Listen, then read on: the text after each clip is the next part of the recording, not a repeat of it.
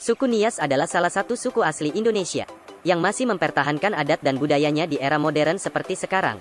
Penduduk yang hidup di Pulau Nias ini menjalani kehidupannya seperti yang dilakukan oleh nenek moyang, agar tradisi tidak hilang dimakan oleh zaman dan juga modernisasi. Penduduk di Pulau Nias dikenal akan budaya berperangnya, atau yang lebih keren disebut sebagai warrior, mirip seperti kaum Sparta dan Mongol. Di masa lalu, para Nias warrior berjuang mati-matian untuk mempertahankan wilayah dan juga harga diri kelompoknya. Hingga perang yang besar kerap terjadi. Berikut 4 fakta kegarangan suku Nias yang kerap dijuluki sebagai bangsa Sparta asli Indonesia. 1. Bertarung sudah mendarah daging.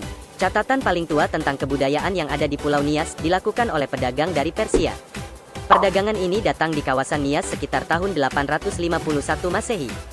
Untuk menjalin kerjasama dengan penduduk lokal, yang memiliki banyak sekali kerajinan dalam bentuk perhiasan, maupun dalam bentuk kain dan tenun yang memukau. Pedagang dari Persia yang datang pada abad ke-9 ini mengatakan bahwa penduduk di Nias sangat menjunjung tinggi budayanya. Mereka dikenal sangat kreatif meski dalam beberapa hal, suku Nias kuno dianggap agak mengerikan. Mereka memiliki kebudayaan mengayau atau berburu kepala manusia untuk keperluan ritual. Mereka melakukan perburuan itu dengan bertarung secara sengit. 2. Harga diri yang sangat tinggi melebihi apapun. Harga diri dari suku Nias di masa lalu sangatlah tinggi. Mereka akan melakukan pertarungan dengan sepenuh jiwa jika merasa dilecehkan. Di masa lalu, para marga atau desa di kawasan Pulau Nias kerap melakukan peperangan untuk mempertahankan wilayah, dan juga kehormatan dari suatu desa atau marga. Kebiasaan berperang yang dilakukan oleh masyarakat Nias kuno, sudah ada sejak ribuan tahun yang lalu. Bahkan sejak budaya megalitikum hadir 13.000 tahun yang lalu. Penduduk di Pulau Nias sudah terbiasa dengan hal-hal yang berkaitan dengan pertarungan. Budaya warrior di kawasan ini terus tumbuh hingga akhirnya lenyap perlahan-lahan. 3. Wilayah paling susah dijinakan Belanda. Walaupun kawasan Pulau Nias lebih kecil ketimbang wilayah lainnya, seperti Jawa dan Sumatera, namun kawasan ini merupakan kawasan paling susah dijinakan oleh Belanda selama melakukan kolonialisasi di Indonesia. Setidaknya selama ratusan tahun berada di pulau ini, Belanda baru mampu menjinakkan Nias dan memaksakan kekuatannya pada tahun 1914. Penduduk di kawasan Nias bertarung habis-habisan dengan Belanda di masa lalu.